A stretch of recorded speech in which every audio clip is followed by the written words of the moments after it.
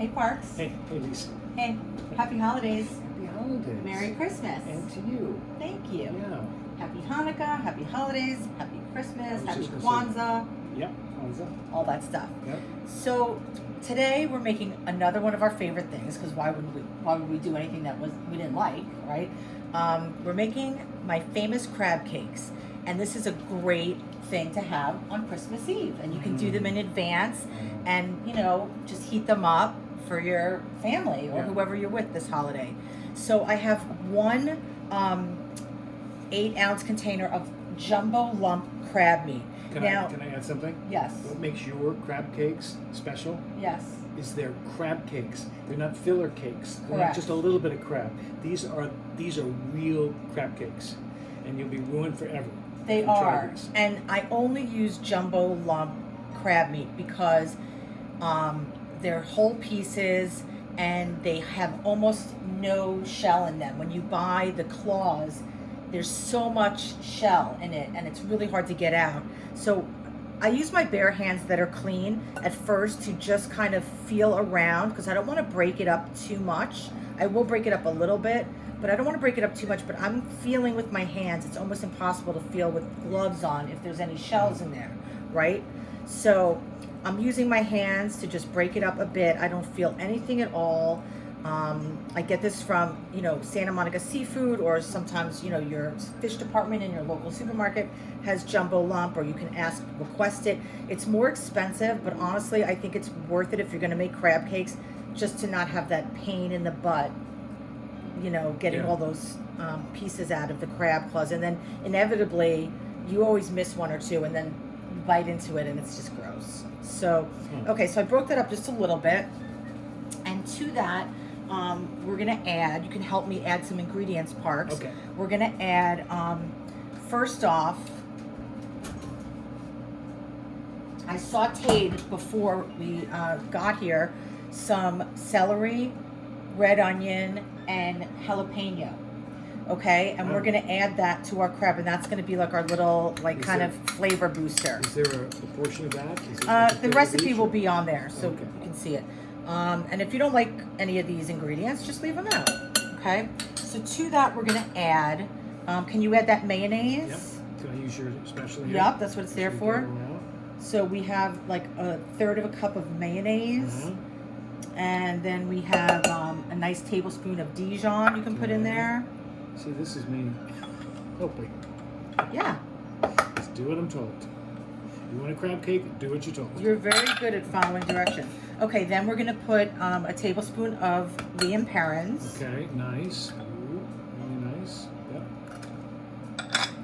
And Okay, and we're gonna put one whole egg to help bind it. And then we're gonna put, I need you to put the zest of this lemon over the top. the whole lemon. The whole lemon, zest it.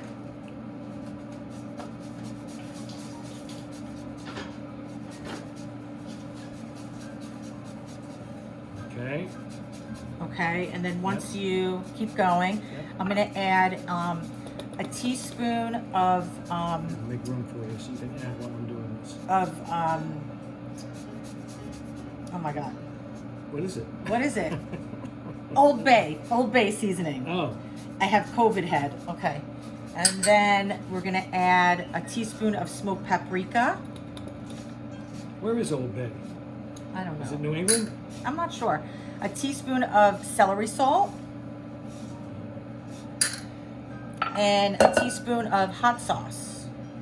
Okay. I think that's pretty good. I got most of that. Okay, so now I want you to cut that in half, Yep. that lemon, and I want you to squeeze the juice of the lemon in here and use your hand as a cup, Okay. so you don't get any pits in there. Okay? Yep. Great. Good job. Ooh, that's a beautiful lemon. It's a nice full lemon. Really great. You know what? Just do a half, because it's so juicy, Okay. and I don't want it to get Okay. too wet. Okay, so we have that, and if you want, you can whisk together the egg, the mayo, and the mustard, but I'm just going to do it right here. Okay, we're just going to combine it. Just to beat that egg up, okay? But you can do that in a separate bowl if you like. That's totally fine. But I'm just being a little lazy. Okay, So we've got that pretty much combined. And now, can you add a pinch of salt and some ground black pepper into this? Yeah, just one good pinch. Yeah. Like that. Yeah, maybe a little more. That's good. That's great. Okay, so, you know, I used to work a long time ago for Morgan Stanley in their executive dining room, and that's where I kind of based my crab cake on, because the budget was so high. There was, like, for food costs, we could just make anything because we were feeding like the top 1% in the country, right? Like Martha Stewart and, you know, all these celebrities, and we would make crab cakes with almost no filler in them, and that's kind of where I based my crab cake on. Yeah. Now we may have to add a little bit more filler breadcrumbs to this, just because it looks a little wet to me. But we're gonna start out with just a 1/4 cup to start. So that's actually just to take up some of the liquid that's in there? Yeah, this is, and it's going to help bind it together and hold it together. Yeah. You know, and so what you'll find if you make my crab cakes is that they may fall apart a little bit, but that's the beauty of it. They're not bound together with tons of egg and breadcrumbs and filler and other vegetables. So, you know, they don't hold together as well because there's not that much filler, but that's the point, right? We want to taste the crab. So you can always add more breadcrumbs, but you can't really take them away if you add too much, you know? Yeah. So I just added, you know, like a 1/4 cup. I'm going to add a little bit more. And I have my pan, I have a cast iron pan preheating over here. And we have the oven on 425, because what I like to do is pan sear them here and then finish them in the oven so that they really get hot through the center. Because the worst thing to me is, you know, when you bite into a crab cake and it's cold in the center. Oh, right. You know, and that comes from like people throwing them in like a fryer-later, deep frying them and just getting the outside really brown and crisp, and it never got to the center, you know, because you take the crab cake at a restaurant out of the refrigerator, so it's really cold, you know, so you want it to kind of get to room temperature before you cook it. And what are you looking for now for it to kind of hold together? I'm looking for it to be just enough where I can bind it together and it'll hold its shape. Yeah. Right? Okay. So we're almost there. So this is about a 1/2 cup. Now, another way to do this and have it hold its shape is you can chill this after you make the mixture, and it'll hold its shape a little bit better. But we're not going to do that today. Yeah. I'm just getting more breadcrumbs. I'll be right there. Okay. So this still seems maybe a little wet. Was it all that lemon I put in? Yeah, I mean, you just, you know, you never know. I mean, okay, so I'm just going to add, and I'm using these gluten-free breadcrumbs, these Ian's. I love them. I use them like in everything. Okay, so that's probably another like 1/8 of a cup. Okay, so let's see if we can make this work with that. And you form these with your hands? I'm going to form these with my hands. Okay, and I'm going to, I know it's raw, but I'm going to taste, you know, there's raw egg in here. I'm going to taste for seasoning. Tastes great. Okay, so here's what we're going to do. I'm going to make 2 beautiful crab cakes for us, because it's Christmas, right? Yeah. Okay, Cupcakes. can't waste a bit of it, okay? Okay, so I'm going to just like separate this in the bowl, kind of even it out. Ooh, these are going to be big. Okay, and if you don't mind, Parker, can you come to my left? Yeah. And just put some olive oil in that pan? Yeah. I'll tell you when. Up there? Yep, that's great. Okay. Okay, so I'm gonna put this guy down. And I'm telling you, it's gonna probably like come apart a little bit, but that's okay because it's gonna taste unbelievable and super decadent. And then, you know, crab is expensive, so if you're having people over and you want to do this recipe, you know, you can make little mini crab cakes. You could probably get like, you know, 12 mini crab cakes out of that as a little appetizer would be really nice. When you're catering, do you do these as an appetizer? I do them all the time Really? for an appetizer. Back? Yeah, I do them all the time as an appetizer because people love them, and I can make them in advance and I can freeze them and then just warm them. And also, they're one bite. You don't need, you know, a knife and fork to do it. So you can put that in the sink, Parks, and this. Just clean up a little bit over here. So Barbara and I go to New Orleans quite a bit, and we always get crab cakes at Galatoire's. We sit at the bar, and they make, I mean, there's so many good crab cakes in New Orleans, it's crazy, right? Is that one of your faves? Yeah, definitely one of my faves. I like the bar. I like just the atmosphere there. And we go off hours. We go like middle of the afternoon when no one's there. Right. And just hang. And just hang. Hang with the bartender and chat and talk about things and have great food. Yeah. So you have any other places that you love crab cakes at that you can think of? No? No. I gotcha. No, you got me. I just was thinking Maryland Crab House, but where's that? What's that? I don't know what that I don't is. know. Okay. Yeah, that's my favorite. Galatoire's is my favorite place. Yeah. Great Bloody Mary there. Bloody Mary's the crab cakes. Oh, wow. See? Those I'm are being beautiful. very gentle. I'm using a fish spatula. And once we get it brown on this side, I'm just going to put this whole pan in the oven so we don't have to worry about transferring them again. Okay? Yeah. Where else do you like crab cakes? There was a place you took me, Mm-hmm. seafood, that was great in New Orleans. I hadn't been. It was really well known. In where? In New Orleans, in the French Quarter. And it was crazy. I don't seafood. know. I don't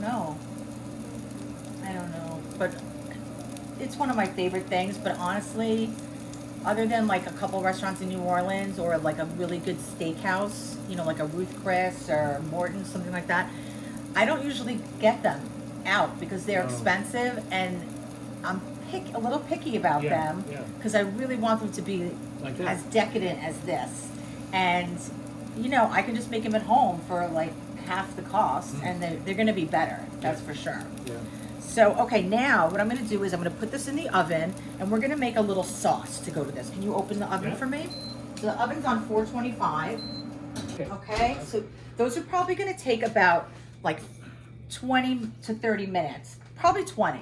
Okay, because they're really thick. You know, if you made like a little baby one, it would take 10 minutes in the oven. So, but we really want them to be warm throughout. That's the key. Okay, so we're gonna make a sauce that we can have with this crab cake. Whoops.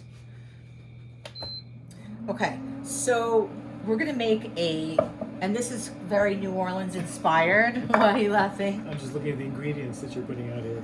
Okay, so we're gonna take a half a pint of heavy cream. Ah. Okay, and we don't want to bring it to a boil, but we want it to just start kind of bubbling at the surface a little bit, just getting warm. Mm-hmm. And then we're gonna add some Creole mustard, a little bit of lemon juice, Yeah. a bit of salt and pepper, Yeah. and 1 egg yolk. Do you want to, Break the egg. do you know how to separate the egg? Let me get you another bowl. This is a test. This is a test of the emergency broadcasting This is a system. test. I think I do. So you always want to organize yourself before you crack an egg, right? Okay. I think I'm ready. Okay, let's do it. Okay, and then I'm going to let the white they clear out, Yep. and I keep the yellow, right? Yep, And keep- go back and forth. Oh, Got it. Okay. Perfect. I think I did it just great. Yep. Pretty clear. Now I can get rid of this. There's You still keep a it little bit of white in there. Well, I already broke the yellow part. I'm Okay. afraid if I do Okay. that, it's I told you to get organized. gonna- Okay, so what do I do with this now? No, you're fine. You can Oh, just okay. throw it in there. No, not with the shell. I Jesus just threw it Christ. in. Okay, good. Well, I thought you understood.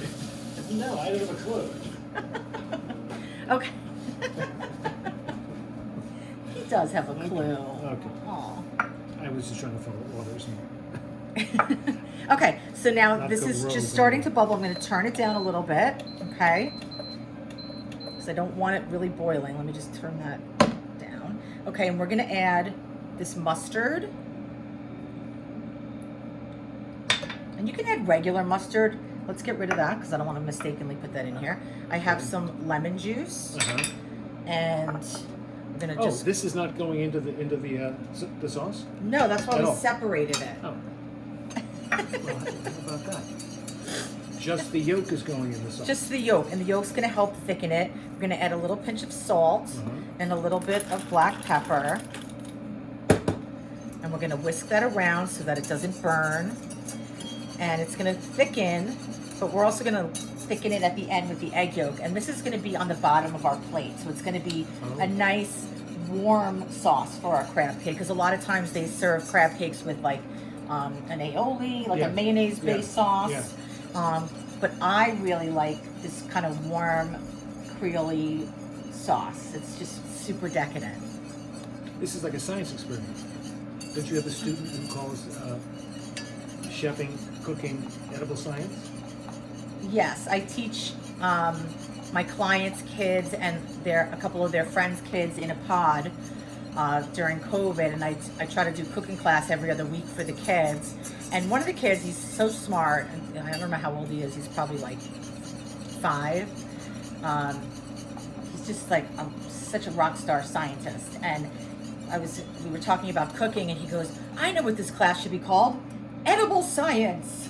I was like, "What? You're 5? Are you kidding me?" It was hysterical. I told his mom, and she was cracking up. She's like, "Where did he get that from?" I'm like, "You tell me." But I thought it was brilliant. It is brilliant. Okay, so I'm just whisking this, and it's going to start thickening up. And what is the sauce called? It's going to need a little bit more salt. This is a warm Creole mustard sauce.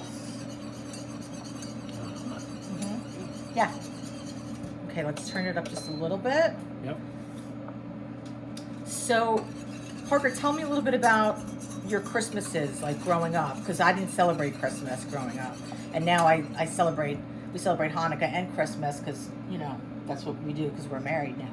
But so I've been to midnight mass and I've been over to people's houses for Christmas. But what was Christmas in your house like? Because I could imagine, and even with your kids when you were previously married, you went all out for Christmas. I just get the feeling. Yeah, Christmas was a big deal. Yeah. It was a big deal when I was little because we go to my grandparents' house most of the time, most years, and that was outside of Philadelphia. And even when I was super young, I remembered this today. We were doing a family Zoom, right, with people back for east, Christmas, family members back east, so the pre-Christmas Zoom, and I was remembering the sleigh pulling up, a big giant sleigh full of hay.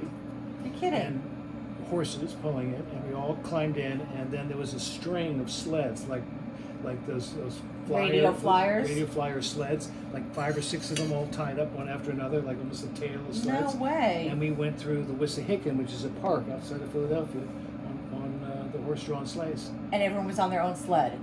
Well, the kids were on the sleds, but everyone else was sort of up in the hay on top with blankets and singing songs. Well, that's incredible. It was really incredible. Oh my God. Was that one time or was that like a ritual? I only remember once, but I think it was probably more than once. What? How old were you? Oh, I bet I was 5, 6. So your brother wasn't part of that? No. Oh. No. But it was just big. We would have a sit-down. Christmas Eve was there, presents there in the morning, and then we'd have a huge family lunch of 60 people. Oh my God. And what would they serve generally? Was it always a traditional Christmas meal, the same thing every time? It was, and it's like a Thanksgiving, turkey and sometimes ham and beans and potatoes and. And who cooked? The cook. There was a chef. Yeah, well, it was a cook. Yeah. She cooked. Yeah. I think. Like I never ever heard someone referred to as a chef like you. Yeah. But they would cook these big Christmas dinners for everybody. Right. So it was like the housekeeper, or yeah, who lived there. And I think when I was really young, they actually had a cook, more like a chef, who was dedicated to that. But mashed chestnuts were a big deal. Oh yeah, you always talk about that. So good, so delicious, and the cranberry sauce and the gravy and pies for dessert, and it was great. And a lot of holiday cheer. You guys drinking like eggnog and stuff like that? Yeah, because the cocktail party went on probably 2 hours before anyone sat down to eat. Oh, wow. And there were just a lot of kids, all my cousins would be running around, and aunts and uncles, and it was a big family. And what about, nice. It's so nice. I really envy that, because I have a really small family. But loving family. But just, with 60 people, I mean, that's like, it's so cool. How about with your kids? We did Christmases in California. We did Christmases in Maine, which were really great. I love Yeah, Christmas that must in have Maine. been great with the Yeah, because it's snow. cold outside. It's beautiful. You really feel winter. And Lily always wants to be like in Maine or Yeah. the East Coast. Yeah. His daughter, Yeah. she always mentions that, like And they for go to Christmas. Kansas a lot now for Christmases. Yeah, because she wants They the go visit snow, them. and she doesn't want to be in California where she lives and feel like it Yeah. doesn't feel like Christmas. Yeah. I'm thrilled to be in California for Christmas. Are you kidding me? I was in shorts today. It's amazing. So, and what did you have to eat with your kids? Was it the same? Same thing. Same thing? True. Mm-hmm. So likes food and cooking. Yep. We even one year did a turkey and a goose Oh wow. and a chicken and a Cornish game hen. You know, all different sizes. Wow. On the table that we all tasted and tried. That's fun. really cool. Yeah, it's really fun. And lots of presents, of course. Lots of presents.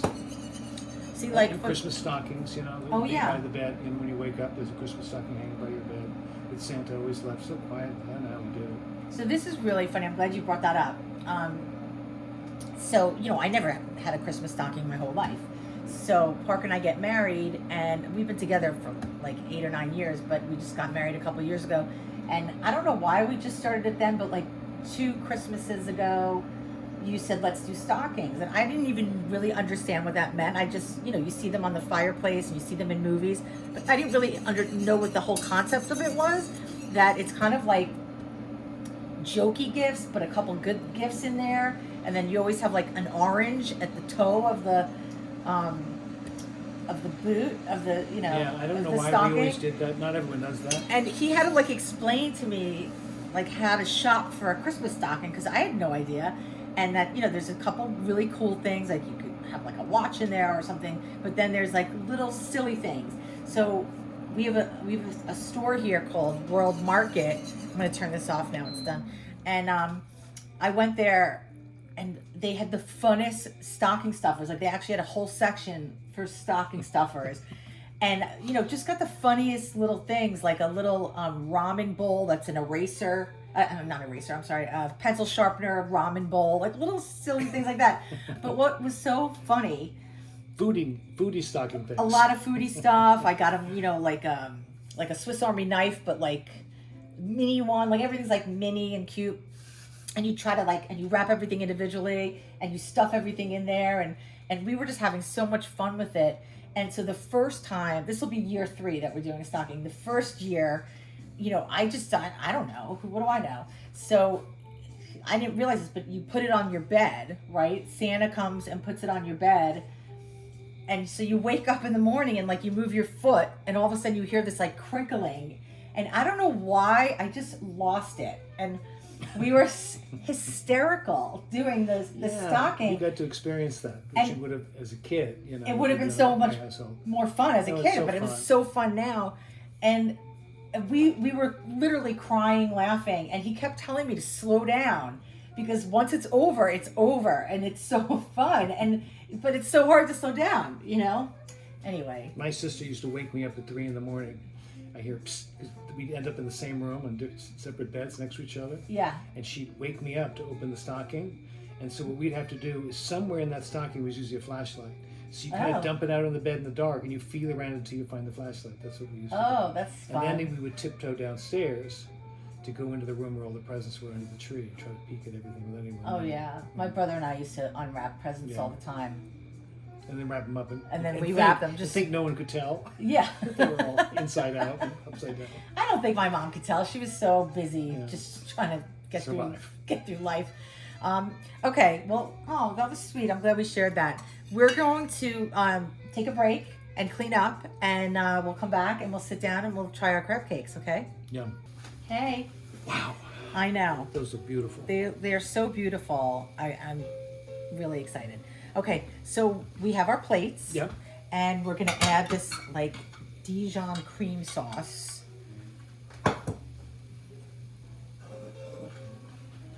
So I'm using a plate that has, you know, a little bit of a lip on it, just so it doesn't go off the sides. Yeah. I wonder if we can see both plates. I don't know if we can. That's okay. Okay.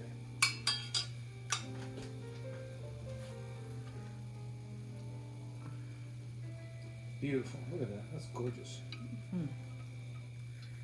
And again, this is the Dijon cream sauce. Yeah. Cajun Dijon cream Let sauce. me put that in the sink. Okay. Okay. And then we're going to put our crab cakes. Oh my God, that's the biggest, fattest, most beautifully brown crab cake I've ever seen. Okay, and then we're going to have a couple scallions. Yeah. Just for garnish.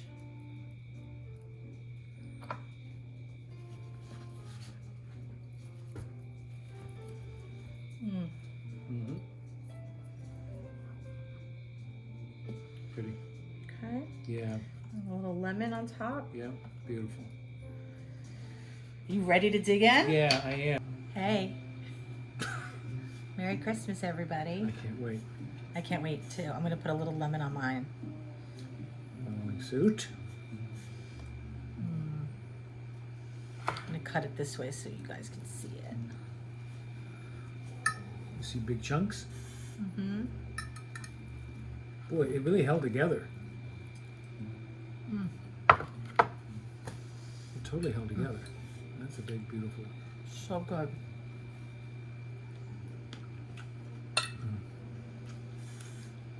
I'm just looking at all the chunks of crab in that. Yep. It's so beautiful. Oh, it's delicious. Look at that. Oh, well done. Mm. Well done, Lisa. Beautiful. That's a treat. This is a 10. It's a 10? Mm-hmm. Oh, good. Yeah. Yeah.